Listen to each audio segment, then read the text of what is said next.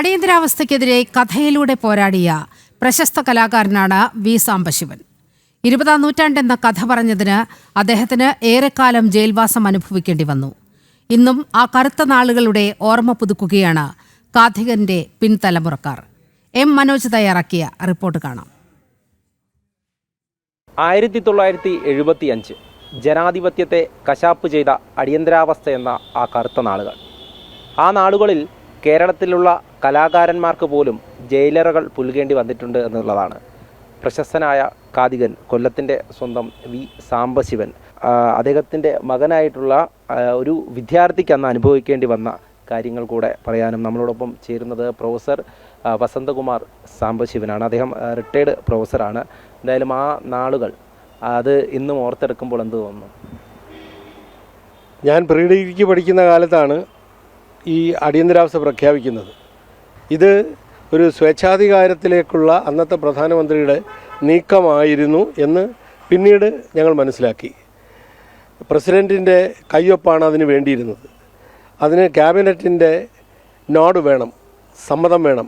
അതുപോലും യഥാസമയം വാങ്ങാതെ അടിയന്തരാവസ്ഥ പ്രഖ്യാപിക്കുകയാണ് ചെയ്തത്. അത് സ്വേച്ഛാധികാരത്തിലേക്കുള്ള പോക്കാണ് എന്ന് കൃത്യമായി വിലയിരുത്തപ്പെട്ടു.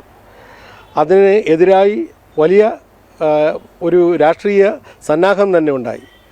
ദേശീയ തലത്തിൽ ജയപ്രകാശ് നാരായണൻ്റെ നേതൃത്വത്തിൽ വമ്പിച്ച ഒരു രാഷ്ട്രീയ നിര അതിനെതിരെ ശബ്ദമുയർത്തുകയും അത്തരം ശബ്ദമുയർത്തലുകളും പ്രതിഷേധങ്ങളും മാധ്യമങ്ങളിലൂടെ വരാതെ ഇരിക്കാൻ മാധ്യമങ്ങളുടെ വാ മൂടിക്കെട്ടിയിരുന്നു. എന്നാൽ കഥാപ്രസംഗം ഒരു ജനകീയ കല, അതിന് വാസ്തവത്തിൽ ഒരു സെൻസർഷിപ്പും ഏർപ്പെടുത്തിയിട്ടില്ല.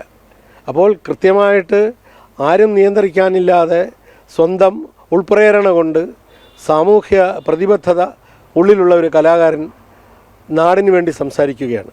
അതിന് അദ്ദേഹത്തിന് കിട്ടിയ പ്രചോദനം ഞങ്ങളുടെ വീട്ടിൽ ആ കാലത്ത് നടന്ന ഒരു രഹസ്യ യോഗത്തിൻ്റെ വിശേഷങ്ങളാണ്. കൃത്യമായി ഈ രാഷ്ട്രീയ അനീതിക്കെതിരെ ഞാൻ ശബ്ദമുയർത്തും എന്ന് പ്രതിജ്ഞയെടുത്തു. അങ്ങനെ അദ്ദേഹം തിരഞ്ഞെടുത്ത് അവതരിപ്പിച്ച കഥയാണ് 20-ാം നൂറ്റാണ്ട്. ആ 20-ാം നൂറ്റാണ്ട് അവതരിപ്പിച്ചപ്പോൾ അത് ജനങ്ങൾക്കൊരു സന്ദേശം നൽകി, ജനങ്ങൾക്ക് വളരെയധികം പ്രചോദനവും നൽകി. കാരണം ഈ ഒരു അടിയന്തരാവസ്ഥ ആ ഒരു നാടുകളിലൊക്കെ അതിനെതിരെ പ്രതികരിക്കാനുള്ള ഒരു പ്രചോദനമായി കൂടെ മാറിയിരുന്നു. അതോടൊപ്പം തന്നെ ആ സമയത്ത് അച്ഛൻ കത്തുകൾ എഴുതിയിരുന്നു എന്ന് കേട്ടിരുന്നു മകന് വേണ്ടിയിട്ട്. ഹോസ്റ്റലിലായതുകൊണ്ട് പിന്നെ അന്നത്തെ ഏറ്റവും പ്രചാരത്തിലുള്ള സമ്പ്രദായം കത്തെഴുതുക എന്നതാണ്. തന്നെയല്ല, അച്ഛൻ്റെ തലമുറയിലുള്ളവർ പോസ്റ്റ് കാർഡുകളെ എഴുതുകയുള്ളൂ. അവർ ഈ മിതവ്യയത്തിൻ്റെ ആളുകളായിരുന്നു. അപ്പോൾ അച്ഛൻ അങ്ങനെ ഫോട്ടോ പ്രിൻ്റ് ചെയ്ത പോസ്റ്റ് കാർഡുകളുണ്ടായിരുന്നു. ഇപ്പോഴത്തെ പോലെ ഈ അങ്ങനെ സ്പെഷ്യൽ കാർഡിന് പ്രത്യേക ചാർജൊന്നുമില്ല.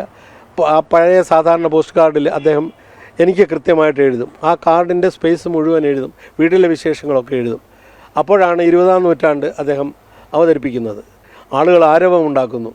ഈ ഒരു മുതലാളിമാരുടെ ഒരു ക്ലബ്ബ് രംഗം അവതരിപ്പിക്കുമ്പോൾ അന്ന് അടിയന്തരാവസ്ഥയെ പിന്താങ്ങുന്ന രാഷ്ട്രീയക്കാരുടെ പേരുകൾ വരെ അദ്ദേഹം വളരെ സറ്റൈറിക്കലായിട്ട് പറയുമ്പോൾ ജനം ആർപ്പ് വിളിക്കുന്ന ഒരനുഭവം ഉണ്ടായി.